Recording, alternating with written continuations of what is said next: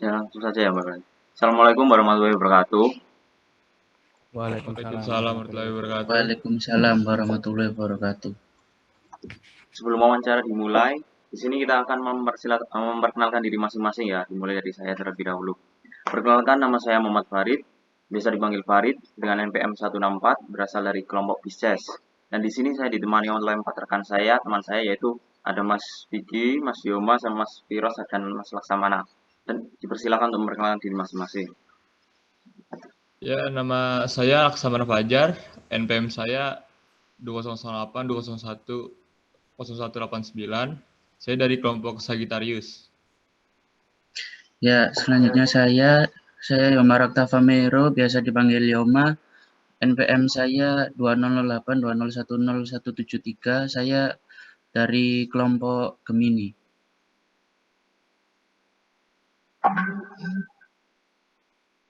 Ya, selanjutnya saya perkenalkan, nama saya Aditya Firos Kusuma Darwanto dengan NPM 2008 2010 168 dari kelompok Aquarius.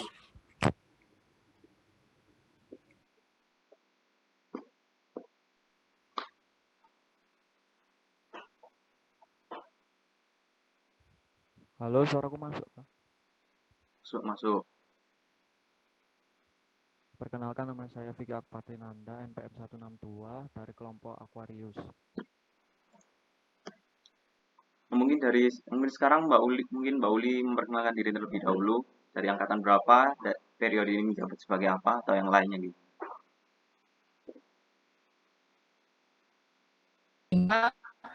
Bagian eksternal dari luar kampus. Kayak misalnya kita ada kegiatan kerjasama seperti sama UPN dari Jakarta, UPN dari Jogja, seperti yang acara kemarin itu ada FKBMIK, yaitu di mana acaranya itu dilakukan oleh 3 UPN. Jadi UPN Jogja itu selaku tuan rumah, tetapi karena pandemi jadi acaranya dilakukan secara daring. Terus juga ada beberapa kegiatan dari Departemen Luar Negeri itu, seperti studi banding kemarin yang sudah dilaksanakan itu sama UTM Madura, sama Himakom, Ilmu Komunikasi dari UPN sendiri. Dan rencananya habis ini akan ada kegiatan lagi studi banding, dan juga ada acara mingguan dari Departemen Luar Negeri, yaitu acara podcast seperti itu. Kira-kira ini pertanyaannya seputar apa ya, kalau boleh tahu? Maaf Mbak Uli, tadi suaranya kurang jelas. Mungkin jaringan atau gimana. Dari awal tadi putus-putus soalnya.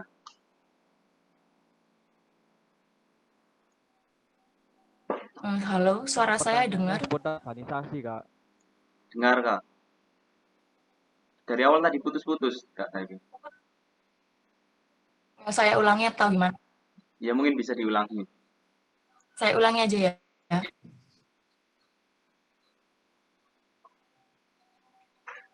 Jadi saya Ulilali Musyarofah dari angkatan tahun 2019. Di sini saya menjabat sebagai anggota dari Departemen Luar Negeri, kayak mencatat notulensi atau nanti bikin surat menyurat perihal acara event dari Departemen Luar Negeri. Dan ada beberapa acara dari Departemen Luar Negeri yang sudah terlaksana, yaitu FKBMIK, itu gabungan antara 3 UPN, UPN Surabaya, UPN Jogja, dan UPN Jakarta, di mana acaranya itu kemarin itu dilaksanakan di Jogja. Rencana tahun ini juga, tetapi karenanya itu ada berbagai rangkaian seperti webinar, ada juga lomba, dan juga ada forum keluarga besar, jadi kayak bertukar pendapat seperti itu. Saya ulangi lagi nih. Iya, nggak apa-apa, langsung aja. Ya, langsung saja untuk Mas Laksamana sebagai wawancara dan Mbak Uli sebagai narasumber, dipersilakan. Ya Kak, permisi saya mau numpang nanya. Jadi aku pertanyaannya lebih universal tentang organisasi. Menurut Kakak, kenapa berpartisipasi dalam organisasi itu penting?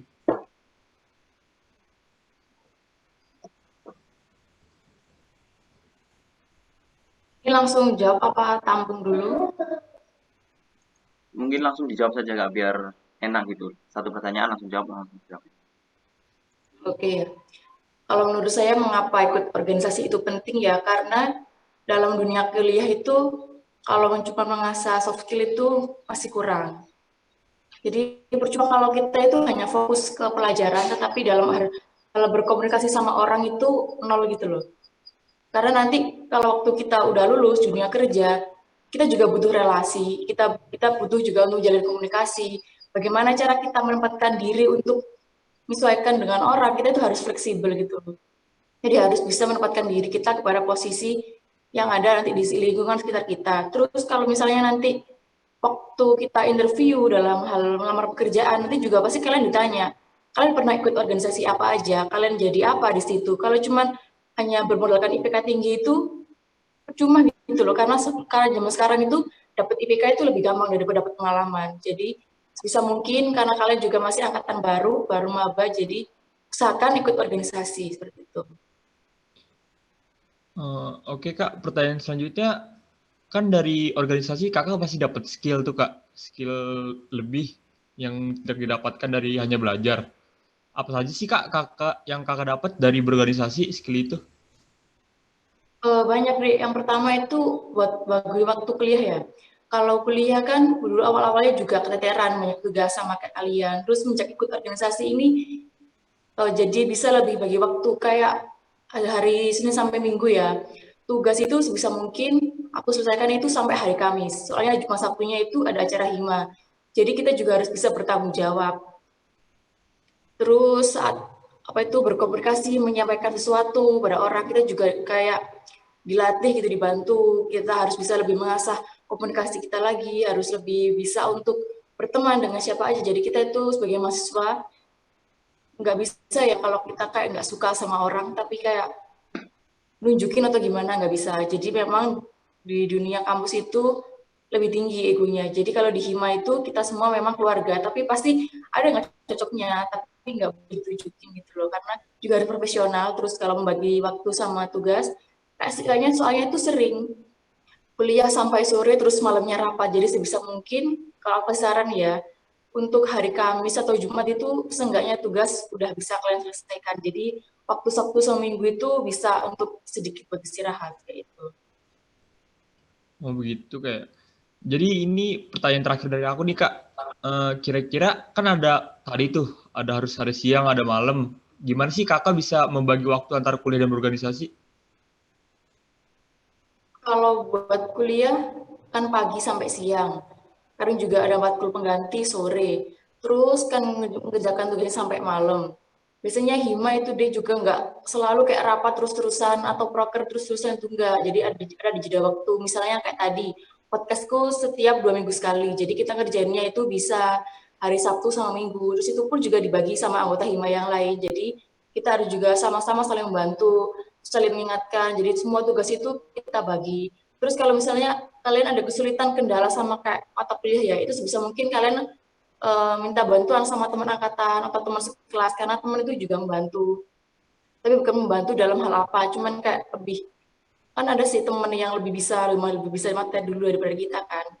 Jadi sebisa mungkin kalau misalnya kamu pandai dalam hal apa coding, kalau temanmu nggak bisa, kamu kan bisa bantu gitu. Terus kalau membagi waktu, ya itu tadi sebisa mungkin aku selesaikan tugas-tugasku itu hari Kamis. Dan cuma 1 minggu itu bisa buat istirahat sebentar sama fokus sama hima, seperti itu. Oke Kak, makasih infonya ya Kak. Bisa dilanjutin oleh Saudara Yomara. Ya, halo Kak. Di sini saya ingin bertanya tentang Kak Uli di Departemen Luar Negeri sih. Ya boleh, silakan. Apa benar ya Kak Uli itu di Departemen Luar Negeri ya? Ya, Departemen Luar Negeri. Dan menjabat sebagai sekretaris. Ya. Ya, pertanyaan saya, apa yang membuat Kak Uli ingin menjabat di Departemen Luar Negeri? Oke. Jadi dulu awalnya itu aku pilihnya advokasi sama luar negeri, tapi pilihan yang pertama aku di luar negeri. Kenapa? Soalnya itu aku nggak suka ya kalau udah cuman di ruang lingkup kampus. Jadi aku lebih suka sama jalin organisasi sama yang di luar kampus. Kayak ini, aku di Departemen Luar Negeri, aku jadi kenal banyak sama dari mahasiswa himpunan dari UTM Madura, dari UNESA, dari UINSA, dari PENS, dan juga soalnya kalau dalam kayak ruang lingkup kampus itu aku kayak bosen gitu loh, jadi kayak pengen jalan-jalan. Soalnya kan di luar negeri, yang luar negeri ini lebih asik gitu loh. Kayak kita sebenarnya ya studi banding kali ini tuh kayak ke UTM. Itu kita bisa ke sana langsung. Terus kayak proker yang kedua ini yang cara mau UB kita tuh juga bisa langsung, tapi berhubung juga daring sama UB nggak mau. Jadi emang kayaknya tahun kepengurusan ini bagi teman-teman Hima juga kurang maksimal. Terus lebih serunya lagi tuh kita kayak bisa berkomunikasi lebih sama alumni gitu loh. Soalnya nanti ada proker yang menjembatani kita sama alumni. Kayak kemarin itu ada mau reuni akbar sama alumni, tapi juga terkendala, jadi mungkin nanti masih akan dikoordinasikan lagi. Terus juga enaknya itu kalau mau adain proker-proker itu bisa sekalian kayak apa sih, kayak jalan-jalan gitu loh. Kayak kemarin yang tadi yang FKBM IKA itu kan ke Jogja, ke Jakarta. Nah itu kan dari perwakilan Departemen Luar Negeri juga. Jadi ya gitu emang fungsinya kayak lebih kayak jalan-jalan sih sama kayak eksternal luar kampus gitu. Baik, Kak. Lalu pertanyaan selanjutnya, kesulitan apa yang dihadapi oleh Kakak saat menjabat di sekretaris di Departemen Luar Negeri? Kesulitannya ya mungkin kayak waktu bikin surat menyurat itu kan beda gitu loh. Dulu SMA nggak pernah bikin surat atau jadi sekretaris. Terus waktu kuliah dituntut jadi sekretaris, nanti minta ke sekretaris departemen, nanti kop suratnya gimana, nomor suratnya gimana. Nah, cuman itu aja sih. Juga nanti juga dibantu sama Kadep Mbak Sabrina kalau buat suratnya. Soalnya kan aku juga angkatan baru kan, angkatan 2019 gitu. Oke, Kak. Baik. Lalu pertanyaan selanjutnya ini saya bertanya pribadi ya. Ini kan saya ini nggak pernah ikut organisasi nih.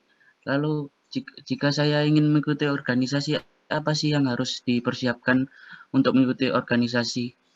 Karena saya sejak SMP atau SMA itu tidak pernah ikut organisasi. Gitu, Kak. Yang dipersiapkan ya, yang pastinya kamu harus bisa tanggung jawab. Terus kalau kamu memang pengen ikut organisasi, ini apa, mau ikut himpunan? Iya, Soalnya kan ikut juga ada himpunan. ISKOM. ISKOM kan, tahu ISKOM? Tahu itu Nah, komunitas kalau itu. ya komunitas itu bisa semua ikut ISKOM. Kalau Hima ya yang kalian harus persiapkan itu tanggung jawab. Nanti kan kalau Hima itu pilihan kan. Ya, Dan juga kalian cerita pengalaman kalian apa, motivasi kalian ikut apa. Nanti kalau emang kalian niat, kalian tulus, nanti juga pasti mbak-mbaknya bakal ngerti niat kalian gitu. Jadi ya semangat aja. Kalau emang nanti di Hima nggak bisa ikut, teman-temanku banyak kok yang nggak ikut di Hima tapi ikut di ISKOM, mereka aktif di ISKOM. iya. Oke, Kak. Baik, Kak. Terima kasih, Kak. Ya Selanjutnya sama-sama. Saudara Farid. Iya, Pak, halo. Saya di sini Ya, halo. mempertanyakan kayak seperti apa organisasi seperti universal ya, Mbak ya. Yang pertanyaan pertama, bagaimana sih Mbak Yuli mengatasi semisal ada crash sesama anggota Hima, sesama anggota departemen atau sama anggota PLJ atau yang lainnya? Oke, kalau crash itu pasti ada ya, kayak tadi aku bilang, kalau kita nggak suka sama orang dunia kampus itu, kita nggak bisa nunjukin itu loh, karena kita juga butuh bantuan mereka. Jadi sebisa mungkin itu kita omongkan baik-baik, karena di sini kita juga sudah mahasiswa, jadi kita bisa meredam ego kita masing-masing. Jadi semua permasalahan itu bisa diomongkan baik-baik. Juga kan Hima juga banyak rapat kan, jadi kita bisa omongkan, bisa saling bertukar pendapat. Dan tentunya kalau pas rapat itu juga sering gitu loh, kayak crash juga omongannya tinggi-tinggi, tapi sebisa mungkin itu kita redam semua emosinya, karena emang kita nggak bisa, kalau organisasi itu kita nggak bisa mentingin ego, karena kita semua kan satu keluarga. Jadi sebisa mungkin sebagai mahasiswa, apalagi kita terjun ke dunia organisasi, bisa mungkin emosi kita redam. Itu. Ya, Mbak, Ya, terima maaf kasih. ya. Ya, nggak apa-apa. Untuk pertanyaan selanjutnya, menurut Mbak Uli penting nggak sih kayak basic manner itu diterapin di organisasi? Semisal penting ya, gimana sih cara mengaruhi teman atau sama anggota biar bisa nerapin basic manner tersebut? Gantung pribadi sih, Dek. Penting, tapi kalau kita mempengaruhi orang itu kan juga nggak susah ya. Kalau mungkin kita bisa nerapin ke diri kita sendiri. Kalau kita mau negur itu juga bisa negur, misalnya kayak, tapi juga negurnya kayak jangan yang langsung, aku bisa gini, kenapa kamu enggak, jangan gitu. Jadi juga kan tadi kalau orang itu ada yang nggak bisa kan di kayak apa itu dituntun atau diarahin. Kalau itu tergantung pribadinya.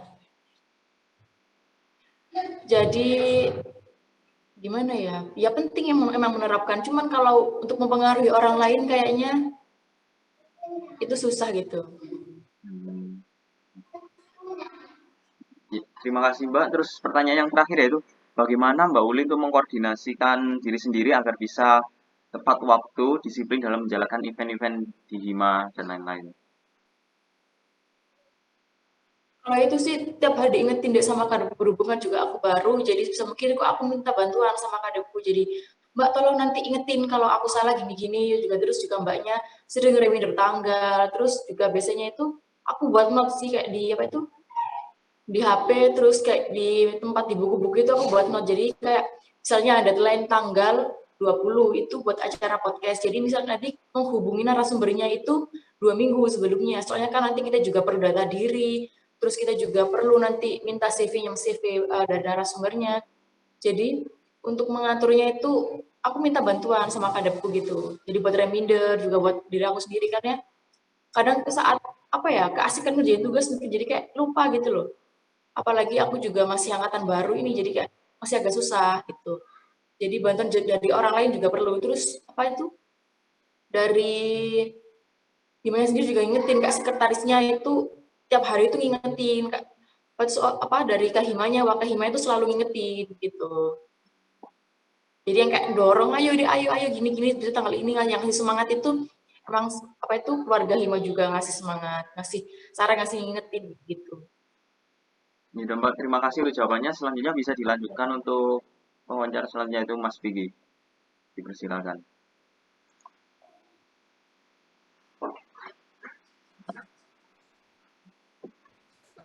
Saya akan masih tentang organisasi secara universal. Yang pertama yaitu apa motivasi Kak Uli untuk masuk ke HIP?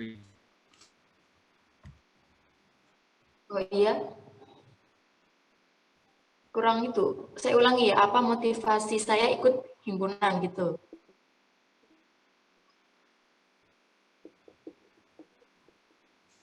Pertanyaan saya.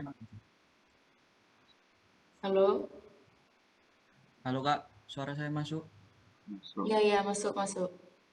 Apa motivasi Kak Uli masuk dalam organisasi Masivo? Oh iya, motivasi saya yang pertama, saya mau nambah soft skill saya. Terus saya nggak mau jadi mahasiswa kupu-kupu, kuliah pulang, karena percuma gitu loh. Selama kita jadi mahasiswa itu gunakan waktu yang ada, gunakan kesempatan yang ada. Selama kita masih punya waktu, selama kita masih punya kesempatan, itu gunain. Jangan jadi kayak datang ke kampus terus udah habis itu pulang, nggak akan berguna gitu loh buat kalian. Apalagi udah mahasiswa kan. Kalian pernah dengar mahasiswa itu agent of change? Iya. Nah, itu tuh peran kita gitu loh. Nanti buat masa depan kita, buat kalau bisa buat negara itu yang berperan sekarang itu kan mahasiswa. Jadi sebisa mungkin itu kalian manfaatkan waktu yang ada selama kita masih muda, selama kita masih diberi kesehatan, kesempatan, itu gunain semua gitu loh. Jadi jangan kuliah itu pulang terus apa suka titip absen atau gimana, enggak itu karena kalau rugi ya rugi diri kalian sendiri. Jadi sebisa mungkin kalian manfaatkan waktu yang ada buat ikut organisasi atau ikut tadi komunitas atau enggak itu ikut UKM yang lainnya, karena waktu itu berharga gitu loh. Waktu adalah uang. Waktu itu nggak bisa dibeli kembali gitu kan. Jadi sebaik mungkin bisa mungkin kalian gunakan sebaik-baiknya waktu yang ada. Seperti itu.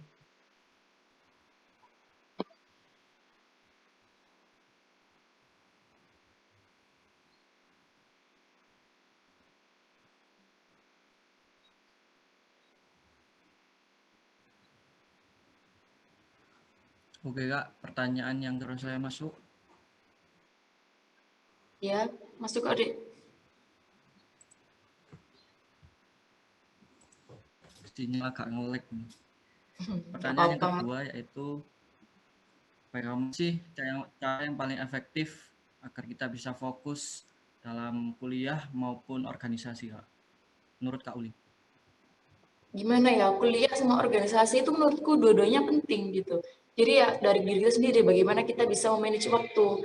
Waktu saat hari-hari kuliah ya kita fokus kuliah, terus kalau ada waktu luang kayak tadi cuma 1 minggu, kita bisa fokus ke organisasi. Karena kalau disuruh milih atau disuruh fokus yang mana, dua-duanya emang kita harus bisa fokus, harus bisa membagi waktu dari diri kita sendiri sih.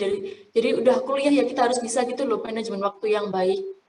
Bisa buat organisasi, bisa buat kampus gitu.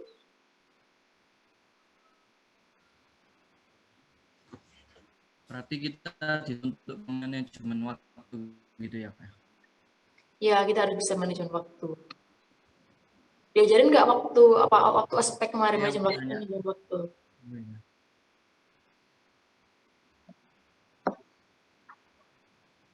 Pertanyaan yang terakhir, apa keuntungan dan kerugian bergabung dalam organisasi, Kak, menurut Kak Uli?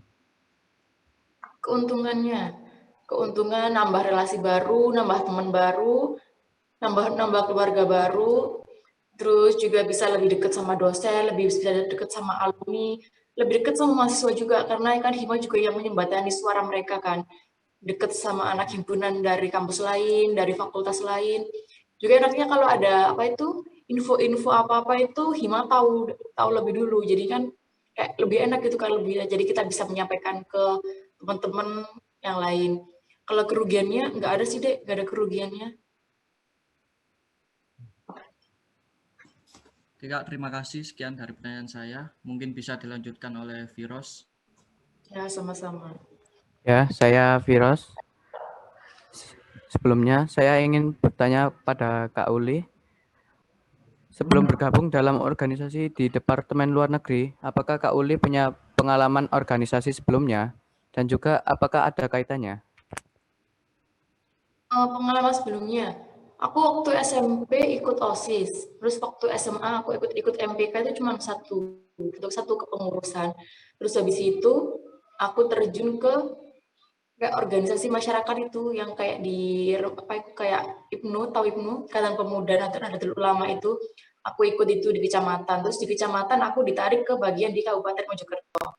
Nah, di Mojokerto itu aku di bagian Departemen Olahraga. Jadi itu kayak mengadakan event-event yang berhubungan dengan kayak waktu Hari Satria ada olahraga itu, jadi yang kayak membuat itu kayak yang dari departemenku gitu. Terus habis itu udah sih langsung masuk kuliah ini aku daftar organisasi, daftar Hima.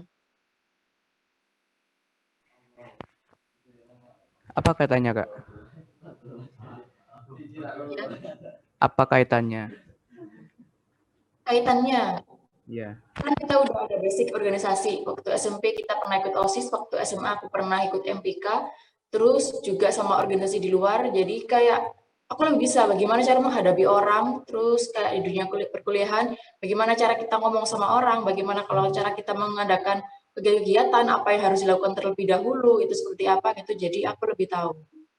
Atau mungkin bukan lebih tahu sih, aku udah ada pengalaman sebelumnya gitu. Ya, makasih. Untuk pertanyaan kedua, apakah ada hubungan antara organisasi Departemen Luar Negeri dengan jurusan Sistem Informasi, Kak? Jadi gini kan, kita dari himpunan mahasiswa Sistem Informasi. Jadi kan juga ya hubungan lah Dek kan di jurusan kita kan. Jadi Departemen Luar Negeri itu kayak misalnya mengadakan studi banding kan ini juga buat jurusan, terus kayak webinar ini juga buat jurusan. Terus nanti FKBMIK ini acaranya kan juga buat KM mahasiswa Sistem Informasi.